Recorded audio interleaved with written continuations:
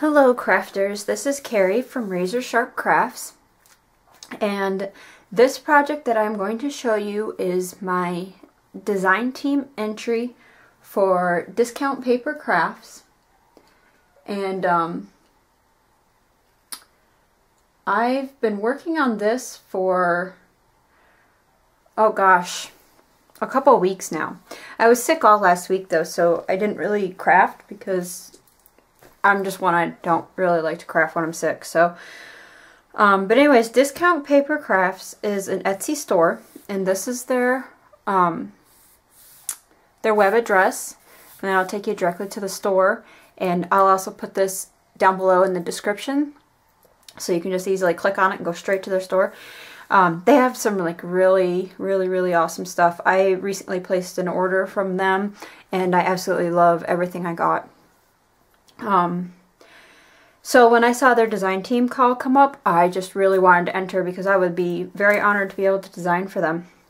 So what I created is a wall hanging, and so I have it hanging off of my camera rig set up right now.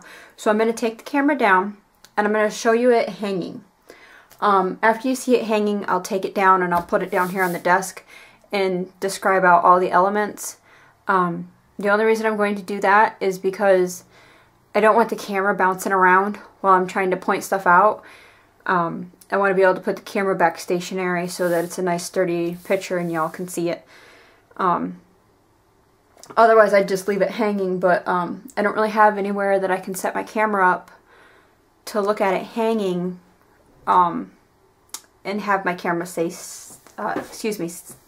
steady. Say that 5 times fast. So I'm going to take the camera down now. Oh, I hope I can. Hold on a second. Actually, alright, I'm going to pause the video and then get this done. So 1 second. Okay, I am back, and I'm trying to get it all on screen here, but here is my wall hanging. And like I say, I have it hanging from my camera rig, so that orange in the background, that's the rig itself, so that's not part of it.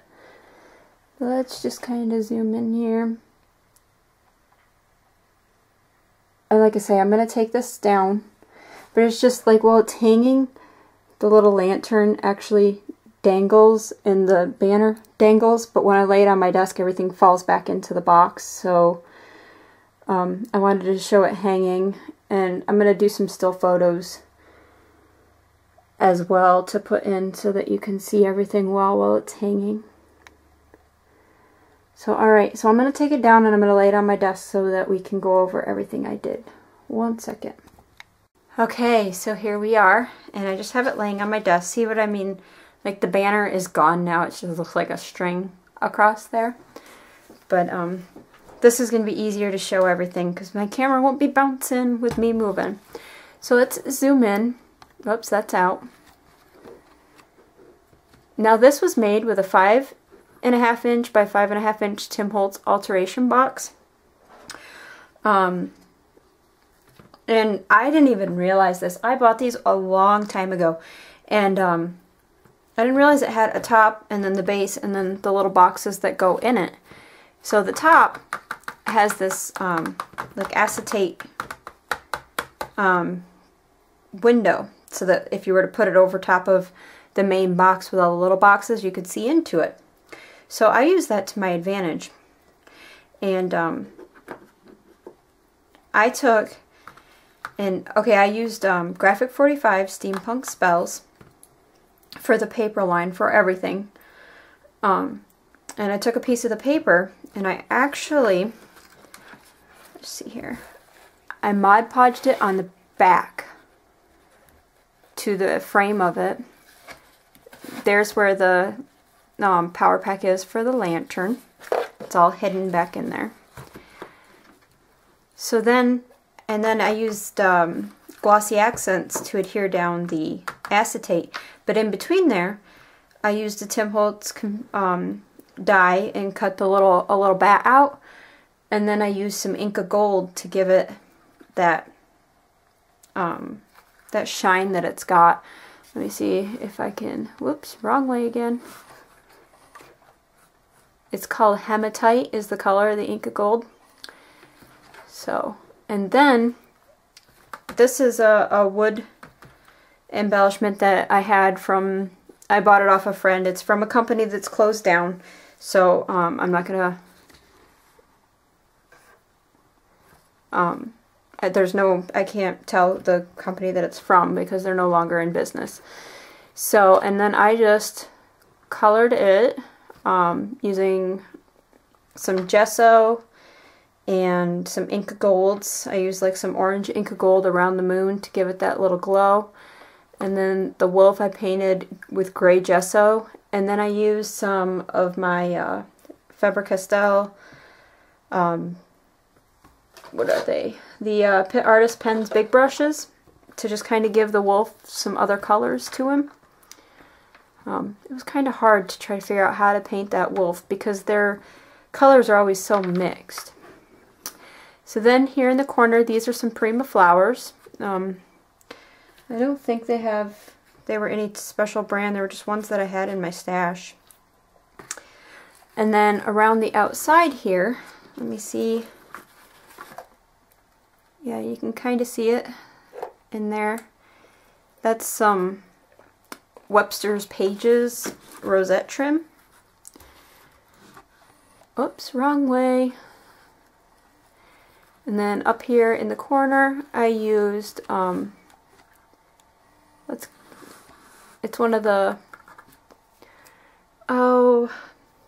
chipboard embellishments from the Steampunk Spells Graphic 45 collection.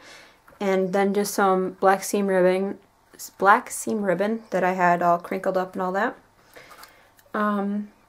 So that covers everything inside that box. And then on the top here, let's zoom out.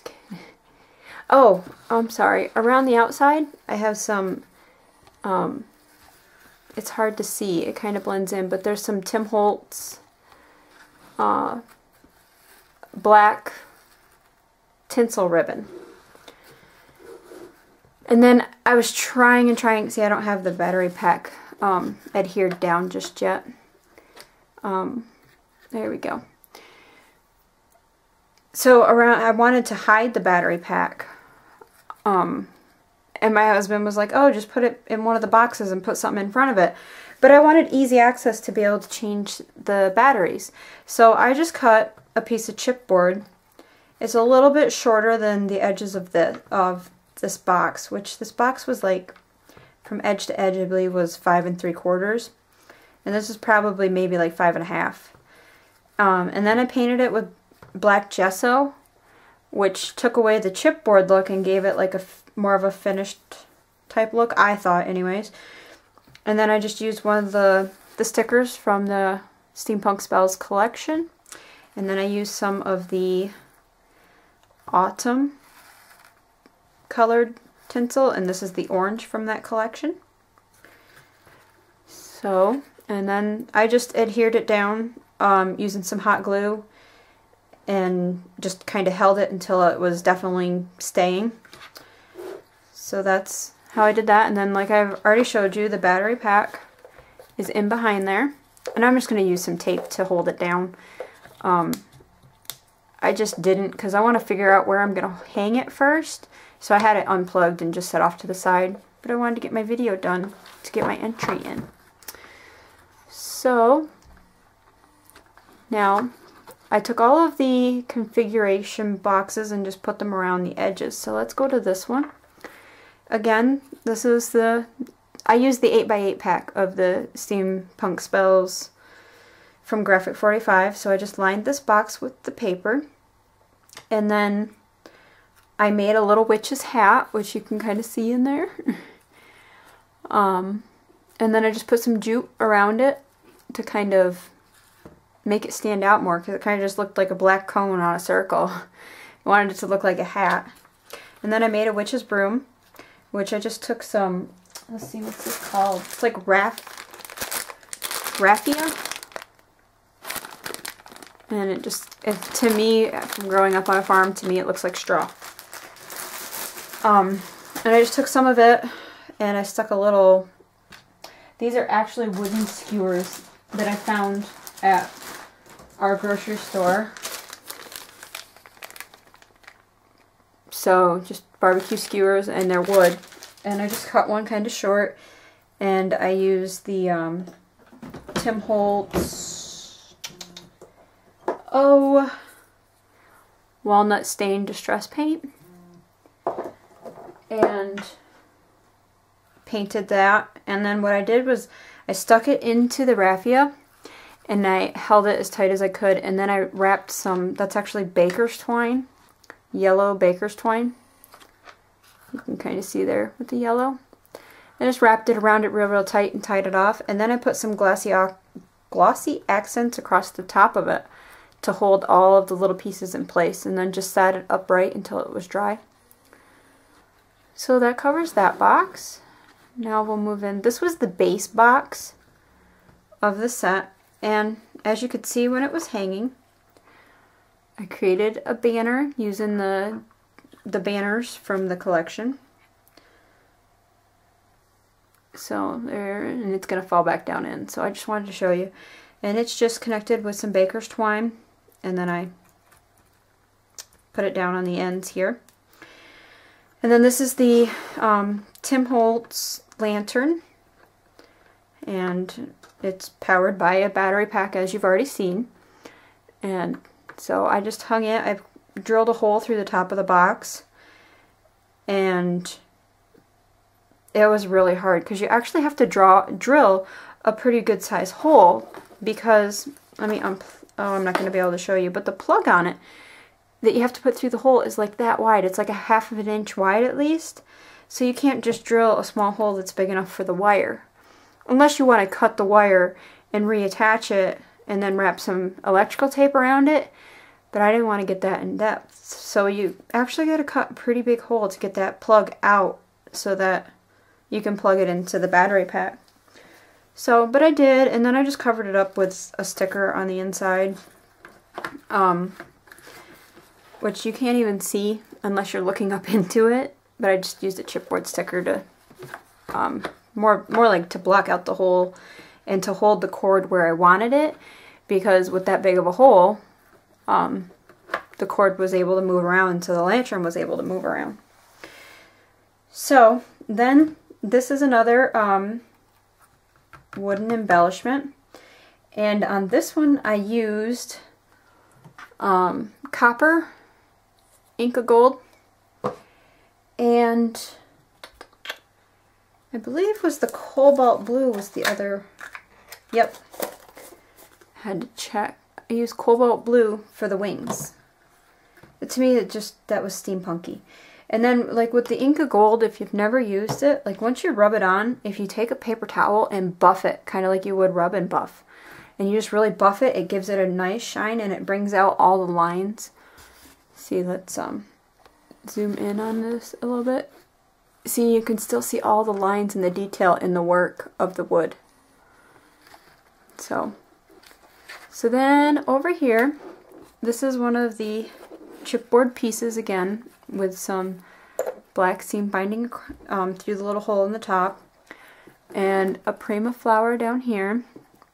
This is some more Webster's Pages rosettes that I had. And then up here in the corner is just another one of the chipboard pieces with some black seam binding again. It's a perfect project to break out the black seam binding, so I was pretty happy. Alright, now let's move to here. Now this was one of the smaller boxes, and I don't have a ton of embellishments for Thanksgiving, for Halloween, so I was like, oh my god, what do I do? And last year I had made some pumpkin patch matchboxes for a swap that I was in. And I had some of these jack-o'-lanterns left over. And I found these are little ceramic jack-o'-lanterns. I found them at a local craft store here in Germany. And so I had picked up a bunch of them and I had a couple left over. So I was like, oh, that'd be really cute to put in there. Because even though it's more like it's steampunk, but it's also Halloween, so I wanted to bring the Halloween into it as well with some of the traditional Halloween stuff. So what's more traditional Halloween than a jack-o'-lantern? So I just put some of that raffia down in there, and well, every box is lined with some of the paper, as I'm sure you've seen. And I Mod Podged all the paper, so that way it's all sealed. So like it won't like just peel up or anything. It's all, I put Mod Podge under it, laid the paper down, let it dry for a few minutes, and then Mod Podged over top of it all. So it's in there good. So I put the raffia in there, and then I put the pumpkin down on top of it, and I brought some up behind it and everything to give that whole pumpkin patch feel. So now let's move to this one. And with this box, with it being so like short, like there was only like an inch space in here, I think it was. And I had these gourds, which I again found at the local German craft store that we have here. So I was like, oh, nice little gourd patch, you know, like the pumpkin patch with gourds. It's just, you know, it's all Halloween. So again, I used the raffia, put it underneath it, and then there's a gourd back here, and a gourd here, and then a little pumpkin gourd here. So, and now let's do this one before I have to zoom out to get that bigger one in there. With this, oh, and back to this one real quick.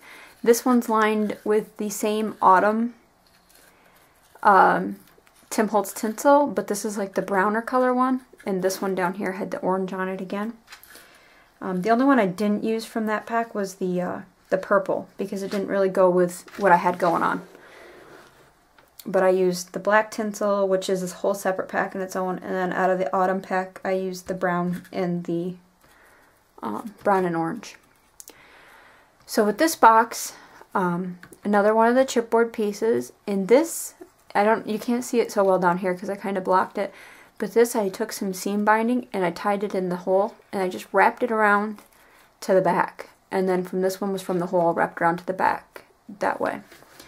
And it was actually really cool looking. I probably shouldn't have covered it up because it was actually a really interesting thing to do with seam binding.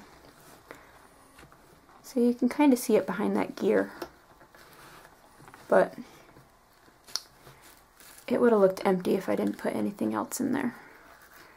So then this little gear, this is actually, I didn't do anything to it. This is another one. The company's out of business now, but I had it. But this is the color that it came, and I thought it was really cool. Like, it already matched. It has like a bronzy burnt look color to it.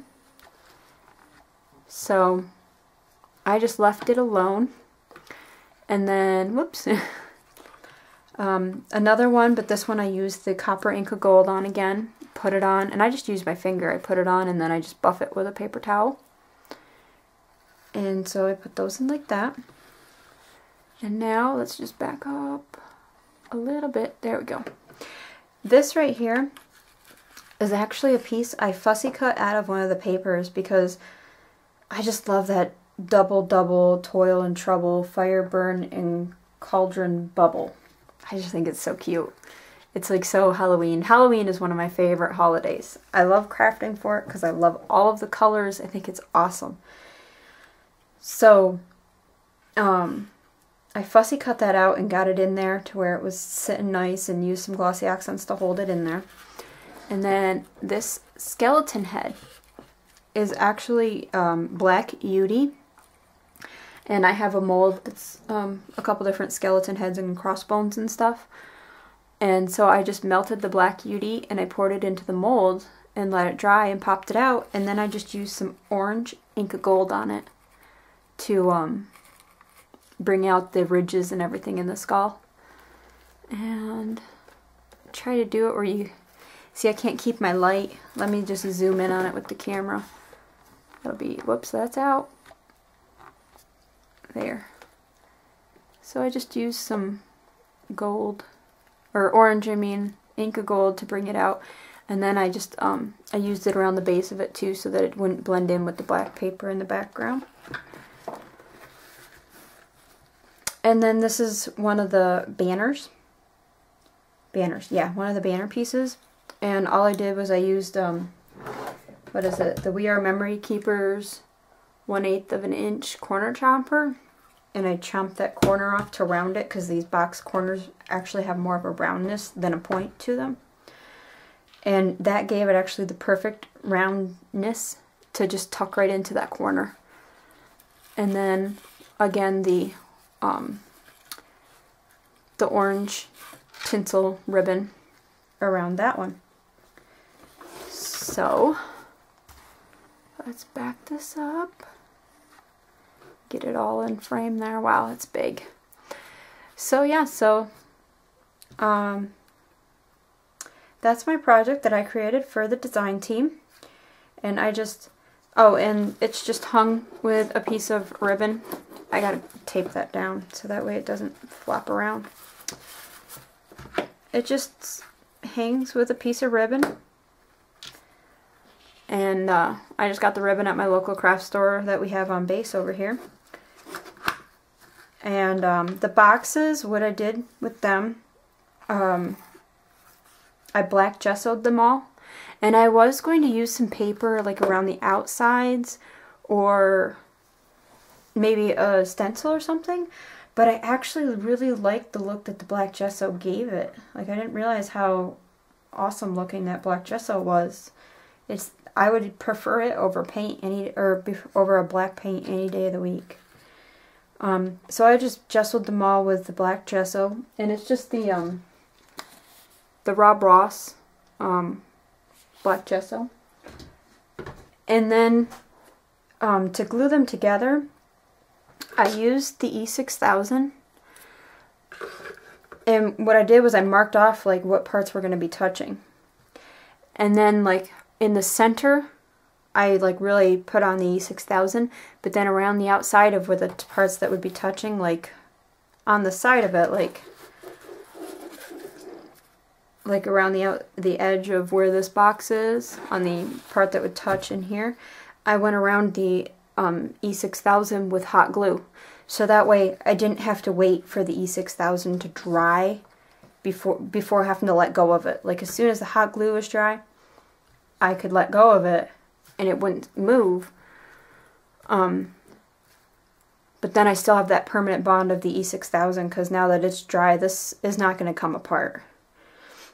And so I just figured out a little configuration that I really liked. And I loved the whole offset climbing up look. I thought that was really cool. And then it'll still hang nice and even and everything. So that's what I came up with. So if you have any questions, please feel free to leave a comment or send me a message. I will gladly answer any questions you have.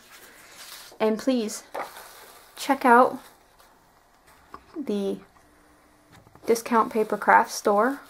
They have some really great products. You will not be sorry. And they have awesome prices too. And shipping is very reasonable as well. So, thank you all for watching and have a great day. Bye-bye.